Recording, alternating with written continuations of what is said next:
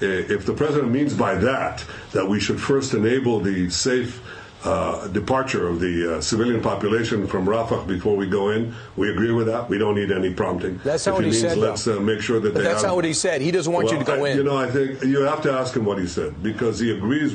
He said that he agrees that we have to destroy Hamas as a fighting organization. That's what we intend to do. Look, it's either Israel or Hamas. There's no middle way. I mean, we have to have that victory. We can't have 3/4 of a victory. We can't have 2/3 of a victory, because Hamas will reconstitute itself with these 4 battalions in Rafah, reconquer the Gaza Strip, and do the October 7th massacre over and over and over again. And for us in Israel, not merely for me, Mr. Prime but Minister, for the people of Israel, that's a red line. We can't let Hamas survive. Mr. Prime Minister, we don't want to put you in a difficult position, because we know that you have to work with the U.S. I know we're still strong allies. But there's been multiple comments, whether it was a red line from the President of the United States or Kamala Harris saying that we need a ceasefire now. I know there's been conversations in the press about a fractured relationship. Can you tell us about what's going on between you and the president? Because right now, what I'm hearing from the IDF and some of my friends that are going out there to battle Hamas is that they don't have the support truly of the United States right now, and that you guys are being pressured to come off the gas a little bit. Is that true? Look, we have our agreements on the basic goals, but we also have disagreements on how to achieve them. Ultimately, it's Israel that has to decide. Our neck is on the line. Are they encouraging you to get off the gas, though, Prime Minister? Well, I'm telling you that we're not getting off the gas. I'm telling you that we have to take care of Israel's security and our future, and that requires eliminating the terrorist army. That's a prerequisite for victory. That victory is important not only for us, it's important for the civilized world as we're fighting these barbarians. And let me tell you something. You know, I've seen these recent polls where 82% of Americans support Israel in its battle against Hamas. 82%. That's been constant over the last 5 months. So they recognize that our battle is your battle and our victory is your victory. And I'm sure that deep down, everyone in Washington understands that. And that's what we're going to do. We're going to defeat Hamas. We're going to do what is necessary to minimize civilian casualties, do the humanitarian aid, something that we believe in. But we have to destroy this terrorist Nazi army. Otherwise, there's no future for anyone in the Middle East.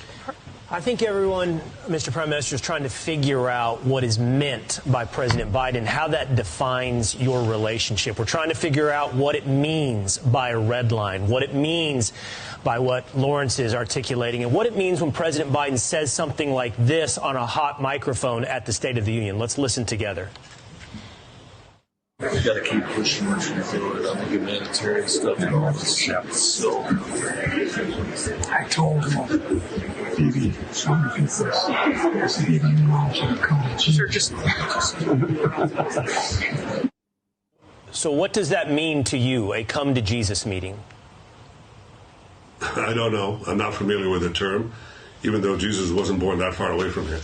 I can tell you that if it means having a heart-to-heart conversation, we've had that plenty of times over the 40 years that I've known Joe Biden, and over the 12 or 13 conversations that we've had since the beginning of the war. But ultimately, you know, I'm the Prime Minister of Israel. I'm responsible for the security and future of the Jewish state, and I'm supported in my policies. That's important to understand.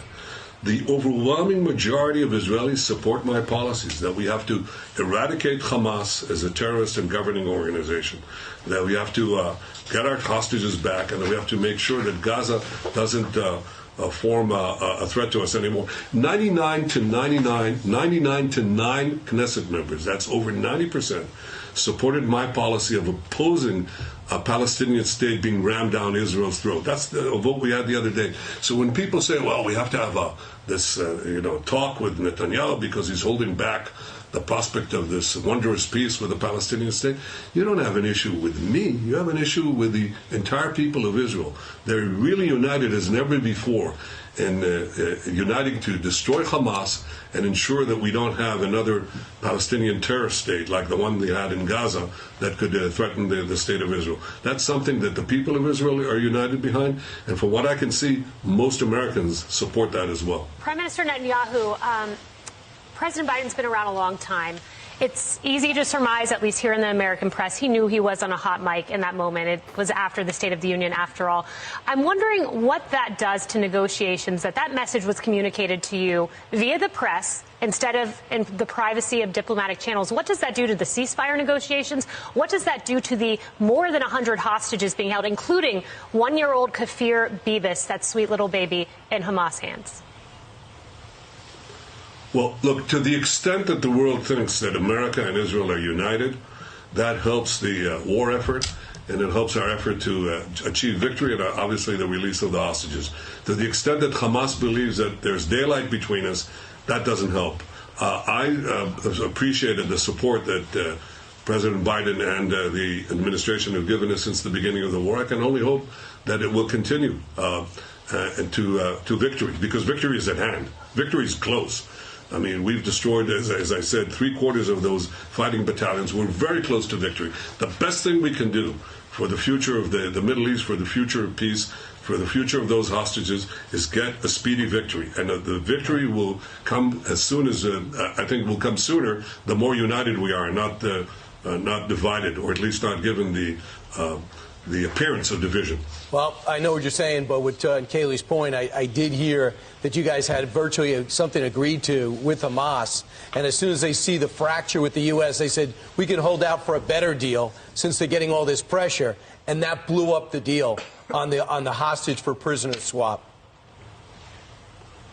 Oh, I'm not sure that that's exactly what happened. I think Hamas from the start has demanded just outlandish demands that were nowhere in the ballpark, so they weren't there in the first place. But I repeat it, we're not fighting just our battle. We're fighting the battle of civilization against barbarism. We're fighting the battle against the Iran terror axis, which goes against America. They say that you're the great Satan and we're the small Satan standing in their way.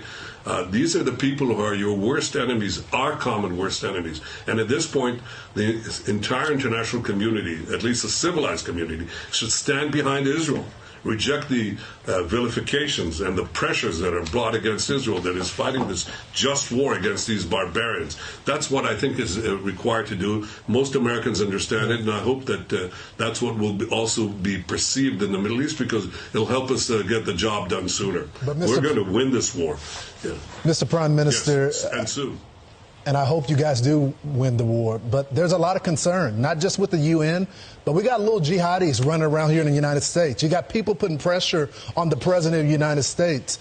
I plan on going to Israel next month to be with you guys before the Holy Week. But are you concerned about the anti-Semitism here in America and across the globe? You went to school here.